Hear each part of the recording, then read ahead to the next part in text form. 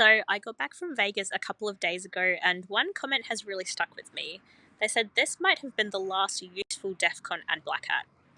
Now, Black Hat USA ran last week, August 1 to 6, with over 100 briefings, over 100 trainings, and 89 Arsenal demos.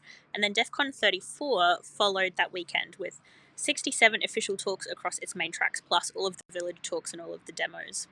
Now, one of my personal highlights was our AI security suite party overlooking the Sphere. The room was packed with researchers, engineers, founders, policy people, red teamers, all there because they care about making AI systems safer, and the view was amazing. I was looking out over the Sphere, the convention center, and the beach club where I saw John Summit the next day. Now, three things stood out from last week, not just John Summit. First of all, agents are becoming privileged software actors. So at Black Hat, Naviz Elad Meged presented flaws across Claude Code, Gemini CLI, and OpenAI Codex. A zero privilege GitHub issue could lead to remote code execution and API key theft. Anthropic's chain received CV 2026 54316, while Google rated its Gemini CLI flaw CVSS 10.0. That's really significant. Now, the second theme from last week is prompt injection is starting to look more like traditional exploitation. So Rubrik Zero Labs or Lahav presented ChatMate, a malicious document that could establish a two-way remote prompt execution channel into Microsoft 365 Copilot, letting an attacker interact with the assistant inside the victim's authenticated context. That's pretty serious too.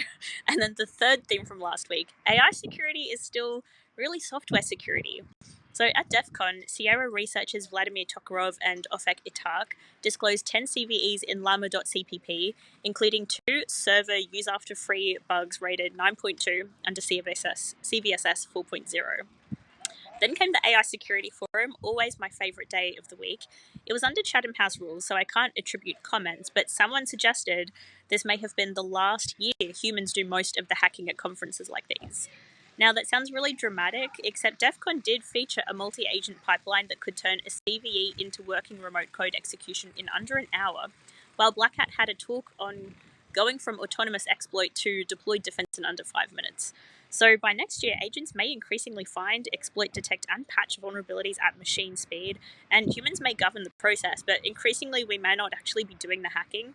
So what does cybersecurity look like when both attacker and defender are AI agents? And what does that mean for human conferences?